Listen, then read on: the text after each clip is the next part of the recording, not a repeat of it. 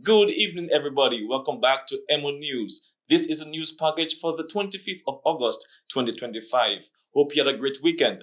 In tonight's news, Poker Run 2025 has been hailed a success.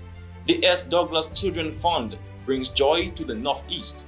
Dominica made a vibrant statement at the opening parade and ceremony of Caregiver 15. KFC, its finger licking good, celebrates 19 years. And Dubla FC dominates.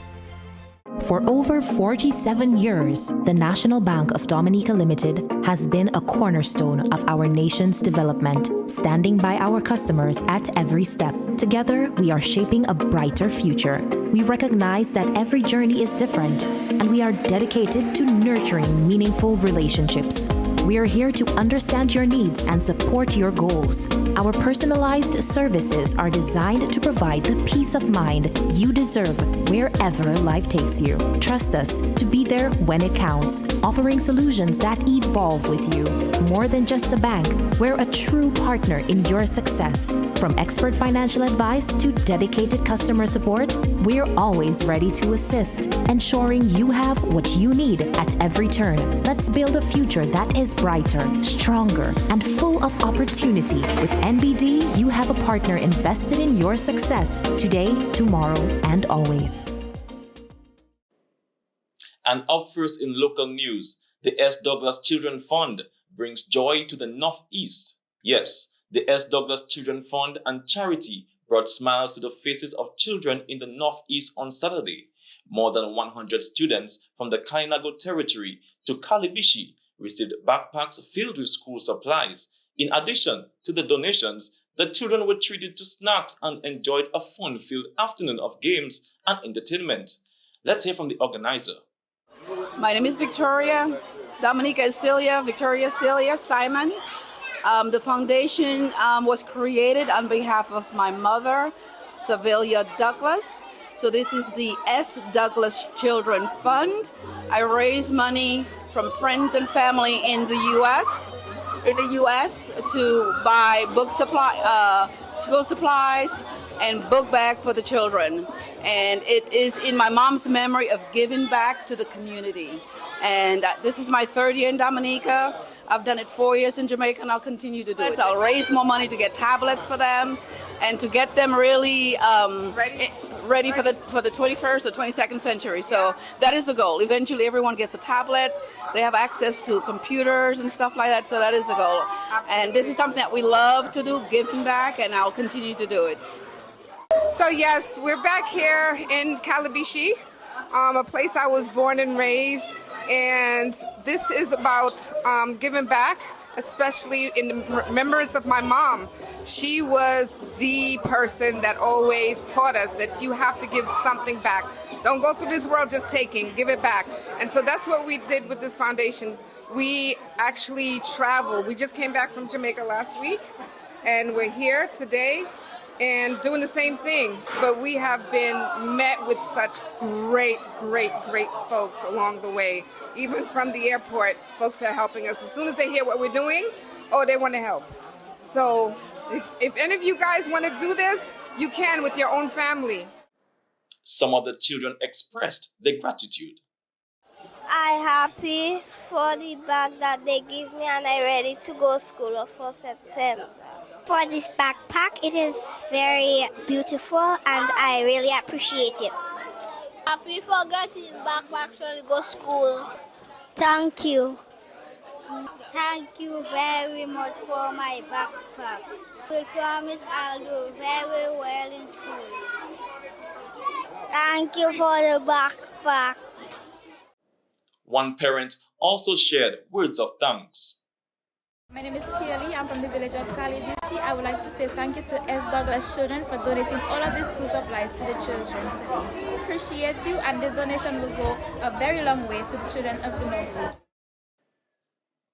Also in local news, Dominica made a vibrant statement at the opening parade and ceremony of Caregiver 15 in Barbados on Saturday. The delegation, proudly dressed in national wear, jeep, flag-colored gilet, and Kainago traditional attire, marched through Bridgetown with flags waving, drums beating, and cultural pride on full display. From Lapo Cabrit rhythms to traditional dances, Dominica's presence lit up the streets, showcasing the island's culture, passion, and pride. Also in more news, the Ray Astor Foundation has launched the third installment of its Caregiver training course, Level 1, with a special call for more men to join the field. The program equips participants with the skills, confidence, and compassion needed to care for patients, families, and communities. Past trainees describe the course as life-changing, with many now serving as caregivers both at home and professionally. This new cohort continues the Foundation's mission to raise the standard of care in Dominica while breaking stereotypes and highlighting the vital role men can play in caregiving. Caregiving is often seen as women's work, but in reality, it's a responsibility and skill that men can and should embrace. We've seen firsthand how male caregivers bring strength, balance, and compassion to the field. They become role models in their families and communities, breaking stereotypes while making a meaningful difference. Sometimes it may be more appropriate to have a male caregiver taking care of a male patient. And one company that have kept our bellies filled over the years is Kentucky Fried Chicken. Yes, KFC Dominica is celebrating 19 years, and to mark the occasion, a new feature has been added to make the customer experience simpler and faster. Kiosk machines have been installed at the restaurant, allowing customers to place their orders directly. Hi, my name is Marsha Augustine, and I'm the marketing specialist right here at KFC. And I am Jade Lindsay, the e-commerce and marketing officer here at KFC Dominica. And we have the pleasure of introducing to our customers a new ordering service right here. Kiosk Dominica is here, a quick and efficient way to order in-store and pay quickly for a better customer service experience.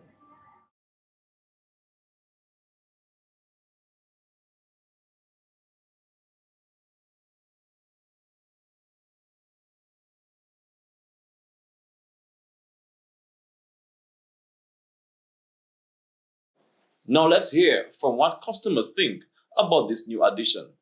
My name is Amanda, and I'm here at KFC Dominica in the city of Roseau.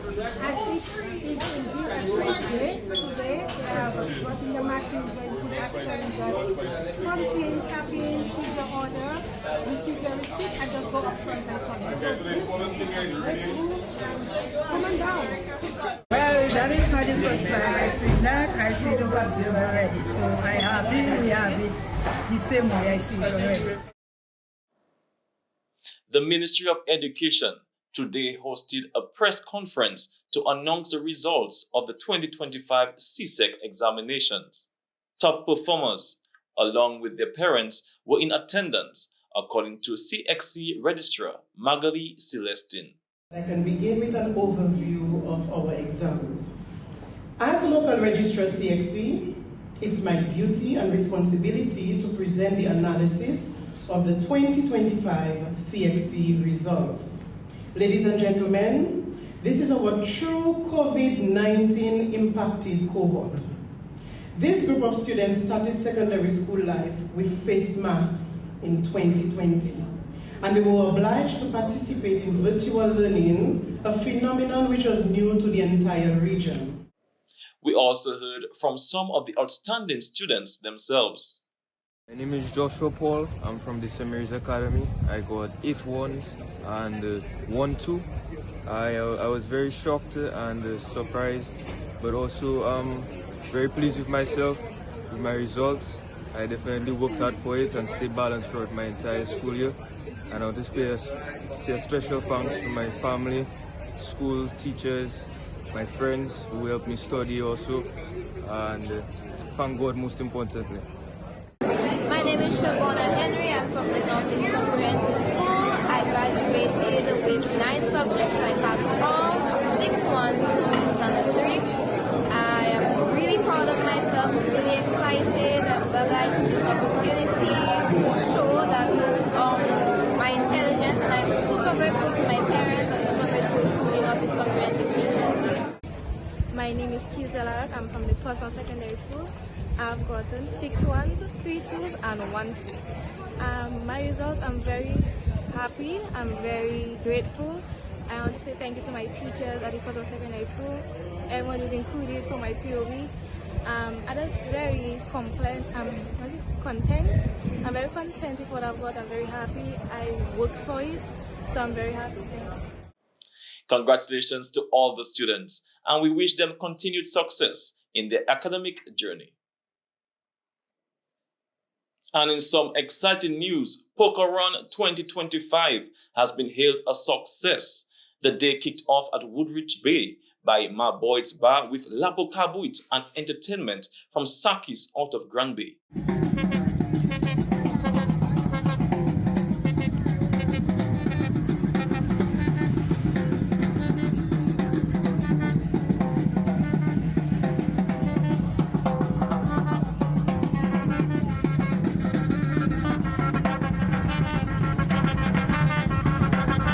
The run featured 4 stops, where each team collected a card, with music, fun, and entertainment at every point.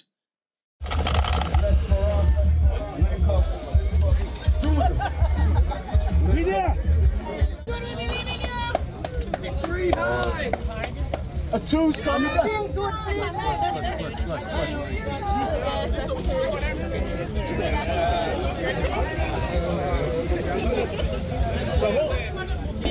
How you pronounce it? L'Espérance. Nothing.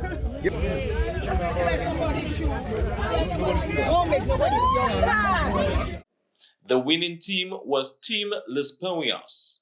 Organizers commended all groups for their participation and promised that next year's event will be even bigger and better. We have just announced our winner of this year's Poker Run 2025. That team walked away with $10,000. I'm urging the participants, everybody who's looking, be on guard, be on cue, because we will be launching and announcing Poker Run 2026 in a few days. Thank you.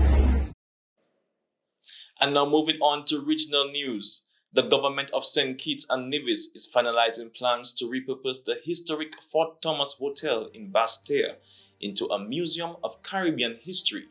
The project will include restaurants, public spaces, monuments, and coastal protection measures. Archaeologists will oversee preservation of artifacts, and the deal follows a lease-to-loan model, with ownership only granted after successful completion. Prime Minister Dr. Terence Drew said the initiative will restore the long deteriorating site, creating a cultural, educational, and tourism landmark for the nation and the wider Caribbean. And now moving on to Haiti, Haitian gang leader Jimmy Cherizé, locally known as Barbecue, accused by the U.S. of terrorism, says he is willing to cooperate with the FBI, but only if no lies are told. The U.S. Justice Department alleges that Cherizé and U.S. citizen Basil Richardson solicited funds from the Haitian diaspora to finance gangs and buy weapons. Richardson, arrested in Texas earlier this year, is accused of bankrolling Cherizé's criminal network, which U.S. officials say is fueling Haiti's security crisis. The U.S. is offering US $5 million for Cherizé's arrest. He is also suspected of involvement in the 2018 La Saline massacre that left 71 people dead. And news from CARICOM. Sector organization CPSO has issued a stark warning about the potential economic impact of the United States' decision to raise Trinidad and Tobago's reciprocal tariff rate from 10% to 15%. The CPSO cautioned that this move could have the most severe consequences for any of the 15 CARICOM member states. Dr. Patrick Antoine, CEO and Technical Director of CPSO, noted that Trinidad and Tobago was already the most vulnerable economy with CARICOM under the existing reciprocal tariff framework. He explained that this tariff hike not only amplifies the scale of potential financial losses, but it also affects sectors critical to both the island's industrial capacity and the U.S. manufacturers who depend on Trinidad and Tobago's exports for essential inputs. Antoine also emphasized that the decision signals a broader erosion of CARICOM's long-standing trade relationship with the United States. And now news from Jamaica. Jamaica's economy is projected to grow between 2 and 3% for the July to September quarter, according to Planning Institute of Jamaica, PIOJ, Director General Dr. Wayne Henry. He said the outlook remains positive despite risks such as adverse weather and weakened global demand linked to U.S. trade tariffs. The PIOJ reported an estimated 1.4% growth in the April to June 2025 quarter, driven by strong performances in the goods producing industry, up to 3.8%, and modest gains in services, up to 0.5%. Key contributors included agriculture, which grew by 9.8% due to favorable weather and expanded crop output, and mining, which rebounded with an 18.3% increase in alumina production following disruptions from Hurricane Beryl in 2024. Henry noted that expanded cement production, rising visitor arrivals up to 16.5% in July, and stronger domestic demand supported by higher employment and consumer confidence will further boost growth. He emphasized that all major industries are expected to record improvements, with agriculture and accommodation showing strong recovery. And now moving on to international news. Russia launched 72 drones and a ballistic missile at Ukraine overnight as the country marked its 34th Independence Day, Ukraine's Air Force said. Of the drones, 48 were intercepted, while the missile and 24 drones struck targets across 10 regions. President Zelensky described the ongoing 1,278 days of war as Ukraine's war for independence. He also shared a letter from U.S. President Donald Trump, who praised Ukrainians' unbreakable spirit and reaffirmed U.S. support for their sovereignty. And now news coming from Beijing. At least 12 workers were killed and 4 remain missing after an under-construction railway bridge collapsed over the Yellow River in Qinghai province, Chinese state media reported.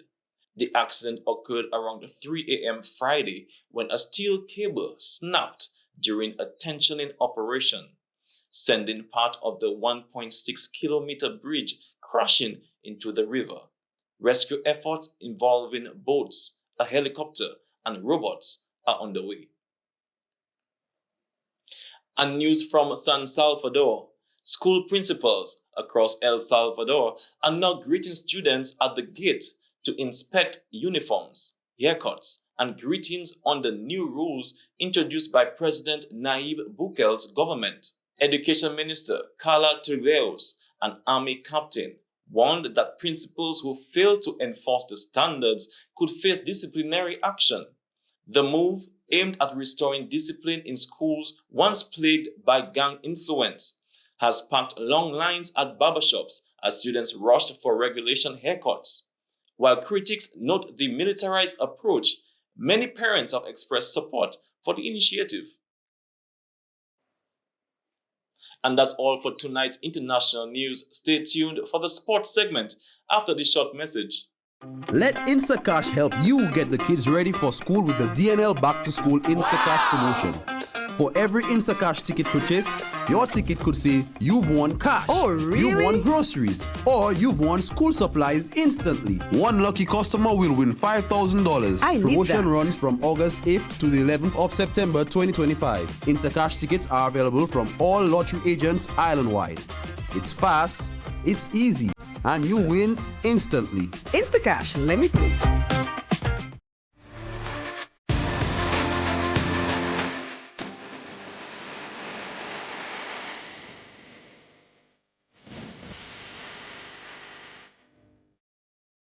Welcome to the sports segment. The Dominica Football Association has begun reviewing its statutes to align with international standards and strengthen football governance. Representatives from FIFA, and CONCAF, Bruno Comicoli, Sophia Malinza, and Howard McIntosh visited Dominica to guide the process. They met with the DFA executive and member clubs to discuss proposed amendments aimed at boosting transparency, accountability, and development across the sport. The DFA says the review is key to building stronger partnerships and ensuring football in Dominica continues to grow. And in more football news, it was a night to remember for Dubla FC as they dominated East Central FC at Almond Park. Dubla FC put on a clinical display of attacking football, securing a commanding 10-1 victory. Dubla FC was crowned as the 2025 DFA Premier League champions. Congratulations.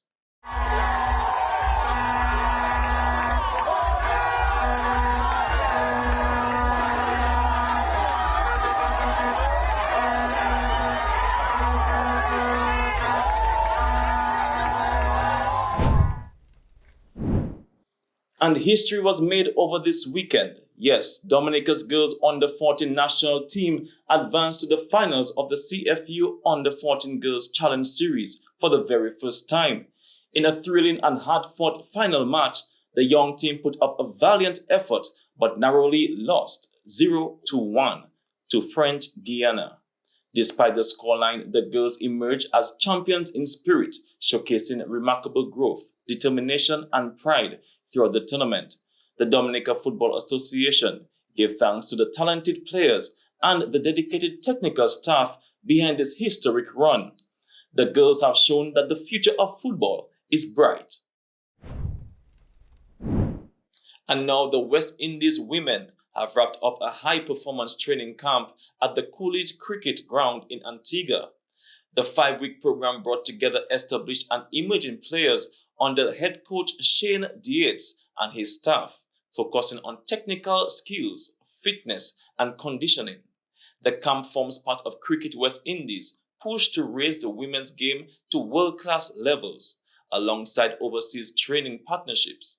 With the women's CPL next, the team is preparing for a packed 2026 calendar, including the ICC Women's T20 World Cup in England. And over the weekend, the DABA League was in action as Hilltop Services Prowlers defeated BAA Sharks by 6 points in Game 1. Top performers for the Prowlers were Thomas Felix with 20 points and Julian Isles Jr. with 19 points. Top performers for BAA Sharks were Christian Scotland and Nestor James, both putting up 14 points. And in Game 2, Happy 767 dominated Peebush Eagles by 31 points. Top scorers for Happy 767 are Ashad Mohammed, putting up a solid 43 points, and Josh Dumay with 13 points. Top performers for Peebush Eagles were Lenin Paul with 36 points and Ethan Boland with 9 points. Stay tuned for more updates. Now, I'm not sure how many of you can play chess, but here in Dominica, there is one young player who is set to make history. The Dominica Chess Federation says 18-year-old Walson Paquette is on track to receive his first official FIDE rating following a strong showing at the recent hybrid chess tournament held at Dominica State College. Paquette earned 3 points, defeating 2 rated players, and will soon join the international ranking list. The Federation praised his discipline and determination, noting his achievements both on the board and in academics, where he graduated as valedictorian of Pierre Charles Secondary School's class of 2025. Officials say his success is proof that Dominican chess is on the rise. And that's a wrap for the sports segment tonight. Stay tuned for the weather report from the Dominica Meteorological Service.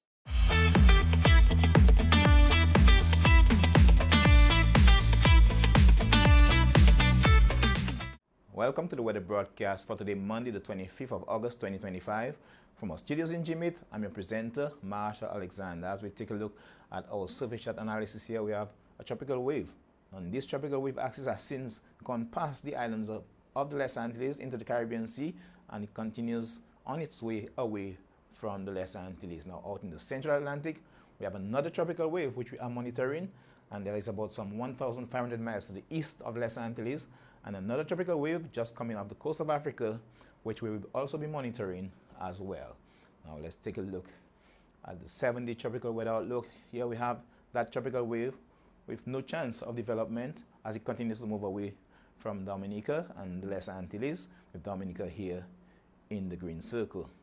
Here with some convection associated with that tropical wave out in the Atlantic here, and this other tropical wave just off the coast of Africa. Now taking a look at satellite imagery here, we can see the movement of convection associated with that tropical wave as it continues to move away from the Lesser Antilles, with Dominica in the green circle, and out in the Central Atlantic, some convection associated with that tropical wave in the Central Atlantic and also out near the coast of Africa. Now let's take a look at the moisture associated with these features. Here we can see the moisture moving away from Dominica in association with that tropical wave which affected Dominica during last night or yesterday into earlier this morning. And out here in the Central Atlantic, moisture associated with that tropical wave in the Central Atlantic. And out here near the coast of Africa, some moisture associated with that tropical wave which just came off the coast of Africa. We are monitoring these two waves in the Central Atlantic and near the coast of Africa, which continues to move westwards. And the first one is expected to approach the area sometime around Thursday, with this second wave expected to approach the area sometime very early next week. Now let's take a look at the Saharan dust. There we can see some Saharan dust following the passage of that tropical wave. So we are expecting to see an increase in Saharan dust concentration beginning tomorrow. So we're advising people with respiratory sensitivities to be on alert and to exercise caution. And clearly here you can see the outline of that tropical wave as it approaches the Lesser Antilles. Now taking a look at earlier satellite imagery, what we can see here is the cloudiness or areas of cloudiness associated with that tropical wave as it continues to move away from Dominica. And we can also see some thunderstorm activity here within that area of cloudiness. And out here we have this area here associated with that tropical wave in the Central Atlantic, which continues to move westwards towards the Lesser Antilles. Now taking a closer look, Dominica did experience an increasing cloudiness during today, and that is during the earlier part of the morning. And however, we could see a gradual reduction in cloudiness as clouds continue to move generally from the east to west. Now taking a look at earlier radar imagery, and moisture levels were increased, and this resulted in some pockets of light to moderate showers which moved across Dominica, mainly during the earlier part of this morning, and also across some of the islands to the south of Dominica as well. Now tonight's weather is expected to be partly cloudy to occasionally cloudy, with a few scattered showers, with temperatures expected to be down to 25 degrees Celsius on the coast and 24 degrees Celsius in the interior. And tomorrow's weather is expected to be fair to partly cloudy, occasionally breezy and hazy, with a few scattered showers, with temperatures expected to be up to 33 degrees Celsius on the coast and 30 degrees Celsius in the interior. Sea conditions are expected to be moderate, with waves picking up to 2 meters up to 7 feet. So again, we're advising small craft operators and sea beavers to exercise some caution. High tide tomorrow will be at 6:11 a.m. and 6:20 p.m. and low tide will be at 12:03 a.m. and 12:20 p.m. Again, looking ahead, tomorrow, Tuesday, an increase in Saharan dust concentration can be expected. Some high temperatures expected as well, with temperatures peaking up to 33 degrees Celsius. Winds are expected to be on the decrease, going from 30 to 25 kilometers per hour, with wave heights decreasing from 7 feet to 5 feet on Wednesday and Thursday. We can expect to see an increase in moisture levels beginning on Wednesday and Thursday as well. And on Thursday, that would be as a result of an approaching tropical wave. Sunrise tomorrow will be at 5:52 a.m. and sunset will be at 6:22 p.m. Again, stay informed, stay safe. Scan our QR code here to follow us on our WhatsApp channel, and also search Dominica Met to follow us on Facebook and Instagram, and also visit our website at www.weather.gov.dm. Thank you for joining me. See you next time. Stay safe and continue to monitor. And that's all for tonight's news segment. I'm Rick Francis and you're watching EmoNews, every moment online. See you next time.